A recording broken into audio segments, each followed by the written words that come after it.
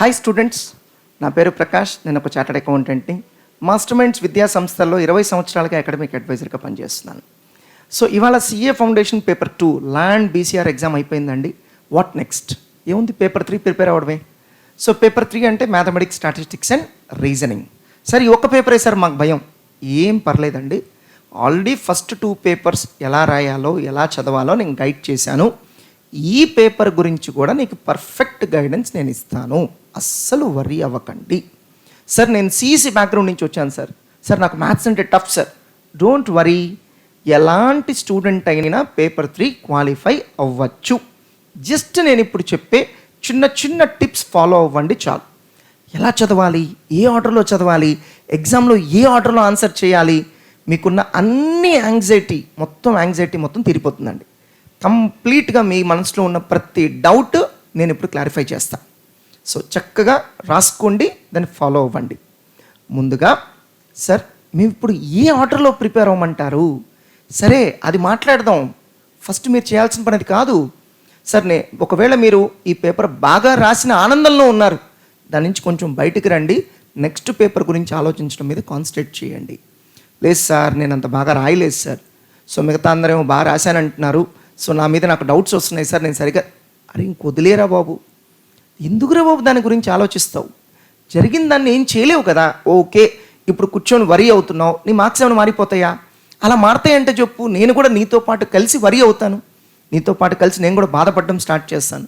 నువ్వు బాధపడినా బాధపడకపోయినా అయిపోయింది, దాన్ని నువ్వేం చేయలేవు కదా. సరే, ఆ పేపర్ నువ్వు సరిగా రాయలేదు, 40 వచ్చినాయి అనుకో. ఆ జరిగిన నష్టాన్ని పేపర్ 3 and 4లో భర్తీ చేసుకో. పేపర్ 3లో ఒక 50-60 తెచ్చుకో, పేపర్ 4లో 50-60 తెచ్చుకో, అగ్రిగేట్ వచ్చేస్తుంది, నువ్వు క్వాలిఫై అయిపోతావు కదా. అందుకని చెప్పి ఫస్ట్ ఆ పేపర్ 2 గురించి వరి అవ్వడం మానేయి. ఏమో నువ్వు రాసింది ఎగ్జామినర్కి నచ్చింది అనుకో, మార్క్స్ వస్తాయి కదా. అందుకని దాని గురించి వదిలేయి. ఇక జరగాల్సింది ఏంటో చూడు. అయిపోయింది దాని గురించి ఎందుకు. ఇక పేపర్ 3 గురించి మాట్లాడదాం. సార్ పేపర్ 3లో ఫస్ట్ దేంతో ప్రిపరేషన్ స్టార్ట్ చేయమంటారు సార్? 3 సబ్జెక్ట్స్ ఉన్నాయి సార్, కన్ఫ్యూజన్గా ఉంది. ఏమీ కన్ఫ్యూజన్ లేదు. First start your preparation with reasoning. రీజనింగ్తోనే మొదలు పెట్టండి. ఎలాంటి స్టూడెంట్ అయినా పేపర్ 3లో పాస్ అవ్వాలంటే ఒక్క రీజనింగ్ని నమ్ముకుంటే చాలు. గుర్తుపెట్టుకోండి, 3 సబ్జెక్ట్స్ ఉన్నాయి. ఒక్కొక్క సబ్జెక్ట్లో 15 అయిపోయింది, మీరు క్వాలిఫై అయిపోతారు. ఒక్క 15 మార్కులు వస్తాయి చాలు మనకి. అదొక్కటి మైండ్లో పెట్టుకుని ఎగ్జామ్కి వెళ్ళండి. సో అలా మీరు పాస్ అవ్వడానికి తక్కువ కష్టపడి మీకు హెల్ప్ చేసే సబ్జెక్ట్ ఏంటంటే రీజనింగ్. కాబట్టి మీ ప్రిపరేషన్ కూడా రీజనింగ్తోనే మొదలు పెట్టండి. సార్ ఇప్పటి వరకు 2 పేపర్స్ ఈజీగా వచ్చినాయి సార్, కాబట్టి పేపర్ 3 ఏమన్నా తొక్కేస్తాడా? ఏమో తొక్కుతాడేమో, అలానే అనుకోండి. సో మీరు పేపర్ 3 టఫ్గా వస్తుంది అనుకొని వెళ్ళండి. ఈజీగా వస్తే ఎగిరి గంతేయచ్చు. కష్టంగా వచ్చింది, మనం ఆల్రెడీ మెంటల్గా ప్రిపేర్ అయ్యి ఉన్నాంగా. ఎప్పుడు ఏ ఎగ్జామ్కి వెళ్ళినా గుర్తుపెట్టుకోండి, కష్టంగా వస్తుంది అనుకోనే వెళ్ళండి. పేపర్ 3 కూడా కష్టంగా వస్తుంది అనుకోనే ఒళ్ళు దగ్గర పెట్టుకొని ప్రిపేర్ అవ్వండి. ఈజీగా వచ్చింది, బోనస్, ఎంజాయ్ చేద్దాం. కాబట్టి పేపర్ 3 టఫ్గా వస్తుందని అనుకునే వెళ్ళండి. మీకు గుర్తుందా, రీజనింగ్ మేము రివైజ్డ్ మెటీరియల్ కూడా ఇచ్చాం. ఎందుకంటే లాస్ట్ అటెంప్ట్లో రీజనింగ్ కొంచెం టఫ్గా ఇచ్చాడు. సో మేము కొత్త మెటీరియల్ ఇచ్చి ఇది ప్రిపేర్ అవ్వండి అని కూడా చెప్పాం. కాబట్టి రీజనింగ్ విషయంలో అట్మోస్ట్ అటెన్షన్ పే చేయండి. సార్ అన్ని చాప్టర్స్ ప్రిపేర్ అయిపోవాలా? ఎస్, అన్ని చాప్టర్స్ ప్రిపేర్ అయిపోండి. ప్రతి మోడల్లో టఫెస్ట్ ఎంసీక్యూ ప్రిపేర్ అవ్వండి. అన్ని ఎంసీక్యూస్ ప్రిపేర్ అయ్యేంత టైం ఇప్పుడు లేదు. మీకు టైం ఉందనిపిస్తే ఒక 3 చాప్టర్స్లో మాత్రం ప్రతి ఎంసీక్యూ ప్రిపేర్ అవ్వడం మంచిది. అదేంటంటే డైరెక్షన్ టెస్ట్, బ్లడ్ రిలేషన్స్, అదేవిధంగా సీటింగ్ అరేంజ్మెంట్స్. లాస్ట్ టైం కూడా సీటింగ్ అరేంజ్మెంట్స్ టఫ్గా ఇచ్చాడు. సో ఇక రీజనింగ్ ప్రిపరేషన్ పూర్తయిపోయిన తర్వాత మ్యాథమెటిక్స్, స్టాటిస్టిక్స్ 2 సబ్జెక్ట్స్లో అన్ని చాప్టర్స్లో ఫార్ములాస్ చదివేయండి. ఎస్, మీరు విన్నది కరెక్టే. ఫస్ట్ ఫార్ములాసే ఇంపార్టెంట్, తర్వాతే ఇంకేమైనా. సో ఎస్పెషల్లీ స్టాటిస్టిక్స్లో ఫార్ములాస్ తెలియకుండా మీరు అసలు ముందుకెళ్ళలేరు. సో మ్యాథమెటిక్స్ అండ్ స్టాటిస్టిక్స్ అన్ని చాప్టర్స్లో ఫస్ట్ ఫార్ములాస్ చదివేసేయండి. అది అయిపోయిన తర్వాత స్టాటిస్టిక్స్లో ఉన్న ప్రతి చాప్టర్లో థియరీ చదివేసేయండి, ఎంసీక్యూస్ ఆన్ థియరీ చదివేసేయండి. ఎందుకంటే స్టాటిస్టిక్స్ 40 మార్క్స్ వస్తే 10 to 12 మార్క్స్ థియరీనే వస్తాయి. కాబట్టి మొత్తం థియరీ మొత్తం చదివేసేయండి. దాని తర్వాత స్టాటిస్టిక్స్లో ఎలాంటి స్టూడెంట్ అయినా కంఫర్టబుల్గా ఆన్సర్ చేయగలిగినటువంటి 3 చాప్టర్లు చెప్తా. ఈ 3 చాప్టర్లు గనక మీరు పర్ఫెక్ట్గా ఎగ్జామ్లో గనక ఆన్సర్ చేస్తే 20 మార్క్స్ వస్తాయి. సార్ ఏంటి సార్ ఆ 3 చాప్టర్లు? ఆ 3 చాప్టర్లు ఏంటంటే, ఒకటి measures of central tendency, 2 measures of dispersion, 3 statistical description of data. Just ఈ 3 చాప్టర్లు పర్ఫెక్ట్గా వెళ్ళండి, 20 మార్క్స్ వచ్చేస్తాయి. కాబట్టి స్టాటిస్టిక్స్లో ఫస్ట్ 3 చాప్టర్స్ కంప్లీట్ చేసేయండి. సార్ ప్రాబబిలిటీ డిస్ట్రిబ్యూషన్స్ ఎప్పుడు మర్చిపోయారు సార్? నేనేం మర్చిపోలేదండి, అవి చెప్పాలని నాకు కూడా తెలుసు. కాకపోతే నేను ఇందాకే చెప్పాను, ఒక యావరేజ్ స్టూడెంట్ కూడా చక్కగా ఆన్సర్ చేయగలిగిన చాప్టర్స్ అని. Probability theoretical distributions average student answer చేయగలిగినంత సీన్ లేదు కదండి. కొంచెం టిపికల్గా ఉంటాయి ఆ 2 చాప్టర్లు. అయితే తర్వాత చూద్దాం, పక్కన పెట్టండి. సో స్టాటిస్టిక్స్లో 3 చాప్టర్స్ ఫస్ట్ ప్రిపేర్ అయిపోండి. అది అయిపోయిన తర్వాత మ్యాథ్స్కి షిఫ్ట్ అయిపోండి. సార్ ఒక సబ్జెక్ట్ అయిన తర్వాత ఇంకోటి చెప్పొచ్చు కదా సార్, అది చాలా తప్పు. మనం అన్ని చాప్టర్స్లో అన్ని సబ్జెక్ట్స్లో ఫస్ట్ ఇంపార్టెంట్ చాప్టర్స్ అన్ని కంప్లీట్ చేసేస్తే అప్పుడు రిమైనింగ్ చాప్టర్స్ సంగతి చూద్దాం. సో స్టాటిస్టిక్స్ 3 ఇంపార్టెంట్ చాప్టర్స్ అయిపోయిన తర్వాత మ్యాథమెటిక్స్లో 4 ఇంపార్టెంట్ చాప్టర్స్ ఉంటాయి, అవి కంప్లీట్ చేయండి. ఈ 4 ఇంపార్టెంట్ చాప్టర్స్ కనుక మీరు ప్రిపేర్ అయిపోయి ఎగ్జామ్కి వెళ్తే దాదాపుగా 20 నుంచి 22-23 మార్క్స్ మీరు అటెంప్ట్ చేయొచ్చు. మీ లక్ బాగుంటే 25 మార్క్స్ కూడా అటెంప్ట్ చేయొచ్చు. అంత ఇంపార్టెంట్ చాప్టర్స్ ఆ 4 చాప్టర్స్. ఆ 4లో అన్నిటికంటే ఫస్ట్ది టైం వాల్యూ ఆఫ్ మనీ. ఈ ఒక్క చాప్టర్ మీరు సరిగ్గా ఆన్సర్ చేస్తే 14 మార్క్స్ మీ చేతిలో ఉన్నట్టే. మినిమం 10 మార్క్స్ అయితే గ్యారంటీ. ఇంకంతకంటే ఏం కావాలి? కుదిరితే టైం వాల్యూ ఆఫ్ మనీ చాప్టర్లో ప్రతి ఎంసీక్యూ రిఫర్ చేసుకోండి, ఏది వదిలిపెట్టద్దు. ఆ ఒక్క చాప్టర్ మాత్రం ప్రతి ఎంసీక్యూ రిఫర్ చేసుకోండి. అది అయిపోయిన తర్వాత ఈక్వేషన్స్, అలానే sequence and series, ratios and proportions, ఆ 3 చాప్టర్లు ప్రిపేర్ అవ్వండి. ఈ 3 చాప్టర్ల నుంచి దాదాపుగా 10 మార్క్స్ వస్తాయి. అంటే మొత్తం కలిపితే ఒక 20 నుంచి 24 మార్క్స్ మీకు వచ్చేస్తాయి. కాబట్టి ఫస్ట్ ఈ 4 చాప్టర్స్ కంప్లీట్ చేసేయండి. ఈ 4 ఎలాంటివంటే ఈవెన్ సిఈసి స్టూడెంట్ కూడా బాగా ఆన్సర్ చేయగలడు. Especially time value of money మీరు తీసుకుంటే కనుక అది అందరికీ కొత్తదే. ఎంపీసీ స్టూడెంట్కి కొత్త చాప్టరే, సిఈసి స్టూడెంట్కి కూడా కొత్త చాప్టరే. నేను కావాలని అలాంటి 4 చాప్టర్స్ మీకు ఇచ్చాను. సార్ పర్ముటేషన్స్, కాంబినేషన్స్ అను డెరివేటివ్స్, ఇంటిగ్రేషన్స్ మర్చిపోయారు సార్. నేనేం మర్చిపోలేదండి, నాకు అవి తెలుసు, అవి ఇంపార్టెంట్ అని. కానీ ముందే చెప్పాను, అది యావరేజ్ స్టూడెంట్ ఆన్సర్ చేయగలిగినవి కాదు. అందుకని అది పెండింగ్ పెట్టండి. దాని తర్వాత మళ్ళీ స్టాటిస్టిక్స్కి వచ్చేసేయండి. ప్రాబబిలిటీ థియరిటికల్ డిస్ట్రిబ్యూషన్స్ ప్రిపేర్ అవ్వండి, అంటే రివైజ్ చేయండి. దాని తర్వాత మళ్ళీ మ్యాథమెటిక్స్కి రండి. ఈసారి మీరు రివైజ్ చేయాల్సిన chapters derivatives, integrations, permutations and combinations. ఇక్కడతో maths and stat important chapters అన్నీ అయిపోయినాయి. ఇక మిగిలినవన్నీ కూడా చిన్న చిన్న చాప్టర్స్ అండి, అంటే కొంచెం లెస్ వెయిటేజ్ చాప్టర్స్. ఇక వాటిని మీకు నచ్చినటువంటి ఆర్డర్లో ప్రిపేర్ అవ్వండి based on availability of time. And prepare అయ్యేటప్పుడు కూడా ప్రతి మోడల్లో టఫెస్ట్ ఎంసీక్యూ ప్రిపేర్ అవ్వడానికి చూడండి. మీరు కనుక గతంలోనే పనికిరాని ఎంసీక్యూ స్ట్రైక్ ఆఫ్ చేయడం కానీ, ఇంపార్టెంట్ ఎంసీక్యూ స్టార్ మార్క్ పెట్టుకోవడం కానీ చేసుంటే మీరు ఇప్పుడు రివిజన్లో వాటికే కన్ఫైన్ అవ్వండి. ప్రతి ఎంసీక్యూ చూడాలి అనే థాట్ ప్రాసెస్ నుంచి బయటకు రండి. ఇక దాని తర్వాత ప్రశాంతంగా ఎగ్జామ్కి వెళ్ళండి, ఏ టెన్షన్కి లోను కావద్దు. తీరా ఎగ్జామ్కి వెళ్ళిన తర్వాత మీకు ఎగ్జామ్లో 100 ఎంసీక్యూస్ ఉంటాయి. అవి ఆన్సర్ చేయడానికి 2 అవర్స్ మీకు టైం ఇస్తున్నారు, అంటే 120 మినిట్స్. ఒక 20 మినిట్స్ తీసేద్దాం క్వశ్చన్ పేపర్ చదువుకోవడానికి, ఆ ఎన్విరాన్మెంట్కి మీరు అడ్జస్ట్ అవ్వడానికి, అలానే అటెండెన్స్ షీట్లో సంతకాలు చేయడానికి, ఆన్సర్ ఓఎంఆర్ షీట్ మీద సైన్ చేయడానికి, వీటన్నిటికీ 20 మినిట్స్ తీసేయండి. 100 మినిట్సే ఉందనుకోండి. ప్రతిరోజు ఎగ్జామ్ అయిపోయిన కొంతమంది మెయిల్స్ చేస్తున్నారు, సార్ ఓఎంఆర్ షీట్ మీద, అంటే మా ఆన్సర్ షీట్ మీద మేము పేరు రాయడం మర్చిపోయాం, అడ్మిట్ కార్డ్ నెంబర్ మర్చిపోయాం. అలాంటి పిచ్చి పనులు చేయకండి. మీ చేతికి ఓఎంఆర్ షీట్ రాగానే ఫస్ట్ మీ అడ్మిట్ కార్డ్ నెంబర్ రాసేయండి. మీరు మిగతా పనులని తర్వాత చేసుకోండి, ఫస్ట్ అడ్మిట్ కార్డ్ నెంబర్ రాయండి. క్వశ్చన్ పేపర్ రిసీవ్ చేసుకున్న వెంటనే ఫస్ట్ 10 క్వశ్చన్స్ మీరు దయచేసి చదవను కూడా చదవద్దు. మీరు నేరుగా 11th క్వశ్చన్ నుంచి చదవడం స్టార్ట్ చేయండి. అసలు ఫస్ట్ 10 క్వశ్చన్స్ వద్దు. ఈ ఒక్క చిన్న మాట నేను చెప్పింది కనుక మీరు ఫాలో అవ్వకపోతే మీరు చాలా భారీ మూల్యం చెల్లిస్తారు. మీరు ఒక క్రికెట్ మ్యాచ్ని గమనించండి. టాస్ గెలిచిన తర్వాత బ్యాటింగ్గా, ఫీల్డింగ్గా, ఈ సెలక్షన్ కరెక్ట్గా చేసుకోకపోతే అవుట్. మీ దగ్గర ఎంత మంచి టీం ఉన్నా మ్యాచ్ ఓడిపోతారు. ఇది కూడా అంతే. ఈ చిన్న రాంగ్ డెసిషన్ చేస్తే చాలు మీరు ఇబ్బంది పడతారు. First 10 MCQs చదవకండి. మీరు ఎగ్జామ్ రాసి వచ్చిన తర్వాత నాకు థ్యాంక్స్ చెప్తారు, సార్ మీరు కరెక్ట్గా చెప్పారు సార్, ఫస్ట్ 10 MCQs చదవద్దన్నారు, దాంట్లోనే కొన్ని బౌన్సర్స్ ఉన్నాయి. సో ఫస్ట్ 10లో ఎలాంటి కొన్ని MCQs ఉంటాయంటే అది మీరు ఆన్సర్ చేయడం మొదలు పెడితే 15-20 minutes తినేస్తుంది. వద్దు, వాటి జోలికి వెళ్ళకండి. Start from 11th question. So 11th question చదవడం స్టార్ట్ చేయండి. స్టార్ట్ చేసి ఒక క్వశ్చన్కి 1/2 minute మాత్రమే ఇవ్వండి.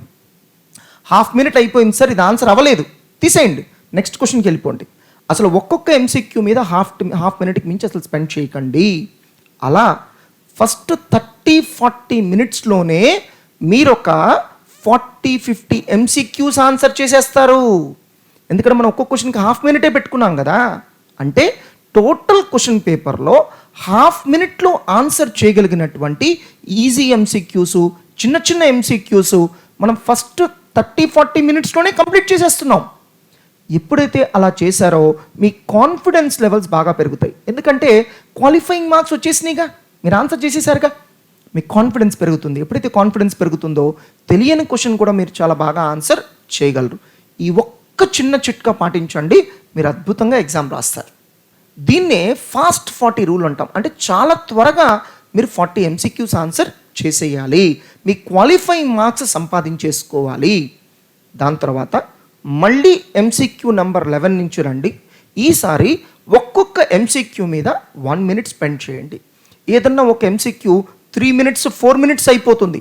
నో, అలాంటి తప్పులు చేయకండి, వెంటనే దాన్ని వదిలేసేయండి. అంటే ఒక MCQకి మీరు ఒక 5 నిమిషాలు కేటాయించారనుకోండి, ఓకే, 1 మార్క్ మీరు సంపాదించుకున్నారు, ఓకే బాగానే ఉంది, మిమ్మల్ని మెచ్చుకుంటాను.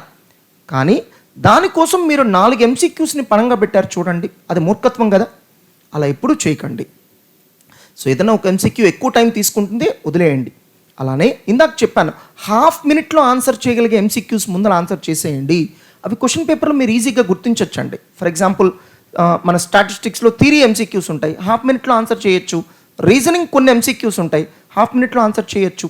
అలా ఫస్ట్ 1/2 minute ఆన్సర్ చేయగలిగినవన్నీ లాగిచ్చేసేయండి. దాని తర్వాత సెకండ్ రౌండ్లో 1 minute ఆన్సర్ చేసేవన్నీ లాగిచ్చేసేయండి. సో ఒక average and below average student ఇంతవరకు చేస్తే 60-70 MCQs ఆన్సర్ చేయొచ్చండి. ఇంతవరకు పూర్తవ్వడానికి మోర్ దెన్ 1.5 hours పట్టచ్చండి ఒక యావరేజ్ ఆర్ బిలో యావరేజ్ స్టూడెంట్కి. నా రిక్వెస్ట్ ఏంటంటే మీరు ఇక్కడితో ఆపండి, ఇక అంతకు మించి ఆన్సర్ చేయకండి. మీరు ఆన్సర్ చేసిన 60-70 MCQsతో మీరు సాటిస్ఫై అవ్వండి, అత్యాశకు పోవద్దు.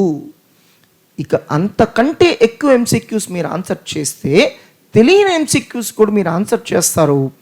నెగటివ్ మార్కింగ్ వల్ల మీరు మార్కులు పోగొట్టుకుంటారు. అంటే అప్పటి వరకు మీరు కష్టపడి సంపాదించుకున్న మార్కులు కూడా మీరు పోగొట్టుకోవాలి. మీకు అది ఇష్టమా? ఎందుకు కష్టపడి సంపాదించుకున్న మార్కులు నష్టపోతారు? చేయొద్దా పని. ఖాళీగా కూర్చోండి కావాలంటే. సార్ మిగతా వాళ్ళందరూ రాస్తున్నారు సార్, నేను ఖాళీగా కూర్చుంటే ఎలా? నువ్వు రాసిన 60-70 MCQs ఇంకోసారి చెక్ చేసుకో. అంతేగాని ఆ 60-70కి మించి రాయొద్దు. దయచేసి రిక్వెస్ట్ చేసి అడుగుతున్నాను, రాయొద్దు. నువ్వు ఖాళీగా కూర్చున్నా పర్లేదు, రాయొద్దు. సో మరి రిమైనింగ్ స్టూడెంట్స్ సార్ 85-90 MCQs రాస్తే మీరు అద్భుతంగా పేపర్ రాసినట్టు సాటిస్ఫై అవ్వండి. సార్ నేను 100 మార్కులు రాయగలను, అలాంటి వాళ్ళు 100 స్టూడెంట్స్లో 2-3 ఉంటారు. సో వాళ్ళ గురించి నేను మాట్లాడను, అది మీ చాయిస్. బట్ రిమైనింగ్ స్టూడెంట్స్ అందరూ కూడా 85-90 రాస్తే మీరు అద్భుతంగా రాసినట్టుగా ఫీల్ అవ్వండి. అసలు ఎక్కడ కూడా నేను 100 మార్క్స్ రాస్తేనే బాగా రాసినట్టు ఆ థాట్ ప్రాసెస్ నుంచి కొంచెం బయటకు రండి. సో మీరు వీలైనంత వరకు 85-90కి రాస్తే మీరు బాగా రాసినట్టు సాటిస్ఫై, అక్కడితో ఆపేసేయండి. మీకు టైం ఉంది అయినా సరే రాయొద్దు నెగటివ్ మార్కింగ్. ఎందుకంటే ఆ 10-15 క్వశ్చన్స్ ఖచ్చితంగా ట్విస్ట్లు ఉంటాయి, బౌన్సర్స్ ఉంటాయి. మీరు కరెక్ట్ అనుకుంటారు, అది కరెక్ట్ కాకపోవచ్చు. ఎందుకు మనం మార్కులు పోగొట్టుకోవాలి చెప్పండి? ఆ 85-90 రాసావు కదా, చాలు, సాటిస్ఫై అవ్వు. 100 మార్క్స్ రాయాలి అనే అత్యాశకు మాత్రం పోకండి. అలానే MCQ ఎగ్జామ్స్లో చాలామంది స్టూడెంట్స్ చేస్తున్న కొన్ని తప్పులు ఏంటో చెప్తాను. ఒక క్వశ్చన్ రాకపోతే 5 minutes, 10 minutes, 15 minutes ఒళ్ళు దగ్గర పెట్టుకోండి. ఒక MCQకి 1 or 2 minutesకి మించి మనం స్పెండ్ చేయొద్దు. సో 10 నిమిషాలు ఒక ఎంసీక్యూ మీద నువ్వు స్పెండ్ చేసావంటే అంటే 1 మార్క్ కోసం 9 మార్క్స్ నువ్వు పణంగా పెట్టినట్టు అర్థం. ప్రపంచంలో అంతకంటే మూర్ఖులు ఇంకెవరు ఉండరు. కాబట్టి అలా చేయొద్దు. ఒక ఎంసీక్యూ మ్యాక్సిమం 1 or 2 మినిట్స్కి మించి అసలు స్పెండ్ చేయకండి. రెండో తప్పు, ఓఎంఆర్ షీట్ మీద మీ డీటెయిల్స్ రాయకపోవడం. ఫస్ట్ ఆ పని చేయండి రా బాబు. ఎందుకు అనవసరమైన టెన్షన్స్ కొని తెచ్చుకుంటారు? లాస్ట్ మూమెంట్లో మనం టెన్షన్లో ఉంటాం. ఎందుకు? ఫస్ట్ డీటెయిల్స్ అన్ని ప్రాపర్గా ఫిల్ చేసేయండి. నెక్స్ట్ ఇంకొక మిస్టేక్ స్టూడెంట్ చేస్తుంది ఏంటంటే క్వశ్చన్ పేపర్లో ఇచ్చిన ఆర్డర్లోనే రాయాలి. నో, అది చాలా తప్పు. సో మనకు వచ్చిన ఆర్డర్లో కంప్లీట్ చేసుకుంటూ వెళ్ళండి. అండ్ కొంతమంది స్టూడెంట్స్ ఆడుతున్న డేంజరస్ గేమ్ ఏంటంటే క్వశ్చన్ పేపర్లో question number 1 option C, question number 2 option D tick చేసుకుంటున్నారు. వాడి ఉద్దేశం ఏంటంటే చివరి 10 నిమిషాల్లో వరుసగా అన్ని క్వశ్చన్స్ ఓఎంఆర్ షీట్లో ఆన్సర్ చేసుకుంటూ వెళ్దాము. ఓకే, నీ ఆనందం ఏం చేస్తాం. బట్ నేను చెప్పే ఒక సిచ్యువేషన్ ఒకసారి ఆలోచించు. నువ్వు క్వశ్చన్ పేపర్లో అన్ని ఎంసీక్యూస్ టిక్ చేసుకొని పెట్టుకున్నావు. తీరా ఓఎంఆర్ షీట్లో మనం బబుల్ చేయడం మొదలుపెట్టిన తర్వాత చివరిలో ఒక క్వశ్చన్ మిగిలింది. అంటే ఏంటి? నువ్వు ఆర్డర్లో ఎక్కడో తప్పు చేశావు. సో ఇక్కడ క్వశ్చన్ నెంబర్ 12 అయితే ఇక్కడ ఓఎంఆర్ షీట్లో 13 దగ్గర ఎక్కడో మార్క్ చేసి ఉంటావు. ఆర్డర్ ఎక్కడో తప్పిందని అర్థం. ఎప్పుడైతే ఆర్డర్ తప్పిందా అవుట్, నువ్వు పడ్డ కష్టమంతా వేస్ట్. అలాంటి రిస్కులు దయచేసి చేయకండి. ఒక క్వశ్చన్ చదువు, ఆన్సర్ చేయి, వెంటనే బబ్లింగ్ చేసేసాయి. ఈ చివరి 10 నిమిషాల్లో ఈ హడావుడి పనులు మాత్రం చేయకండి. సార్ రఫ్ వర్క్ ఎక్కడ చేయమంటారు sir? Don't worry, me question paper చివరిలో 1 or 2 పేజెస్ ఉంటాయి, దాని మీద చేసుకోండి. ఇంకా స్పేస్ సరిపోకపోతే పెన్సిల్తో రఫ్ వర్క్ చేసుకోండి. అయిపోయిన తర్వాత ఎరేజ్ చేసేయండి. అందుకని ఓఎంఆర్ షీట్ మీద ఎక్కడా కూడా రఫ్ వర్క్ చేయకండి. ఇవిరా మీరు బాగా గుర్తుపెట్టుకోవాల్సిన ముఖ్యమైన విషయాలు. ఇదే ఆర్డర్లో ప్రిపేర్ అవ్వండి, ఇదే ఆర్డర్లో ఎగ్జామ్కి వెళ్ళి రాయండి. మీకు అద్భుతమైనటువంటి పర్ఫార్మెన్స్ వస్తుంది. సార్ మీ పడ్డ కష్టం అదే, కానీ ఈ చిన్న చిన్న టిప్స్ ఫాలో అయితే డెఫినెట్గా మీరు ఇంకా బెటర్గా ఎగ్జామ్ రాయగలుగుతారు. ఏదన్నా రీజన్తో మీరు నాతో డైరెక్ట్గా ఇంటరాక్ట్ అవ్వాలనుకుంటే డోంట్ వరీ, నా మెయిల్ ఐడి mssprakash2012@gmail.com. మెయిల్ చేయండి. మెయిల్లో ఖచ్చితంగా మీ పేరు, వివరాలు, మీ సమస్య ఏంటి, మీ మొబైల్ నెంబర్ ఏంటో పెట్టండి. అవసరమైతే నేనే మీకు కాల్ చేస్తాను. సో ఒక్క పేపర్ 3 మీరు చక్కగా రాయగలిగితే మాత్రం సో గండం గడిచినట్టే. పేపర్ 4 ఎలాగూ అందరూ ఈజీగా ఫీల్ అవుతారు, అందరూ బాగా రాస్తారు. సో ఈ ఒక్క ఎగ్జామ్ చాలా బాగా ప్రిపేర్ అవ్వండి. నేను చెప్పిన ప్రతి పాయింట్ కూడా ఫాలో అవ్వండి. మీరు ఖచ్చితంగా exam the best my dear student.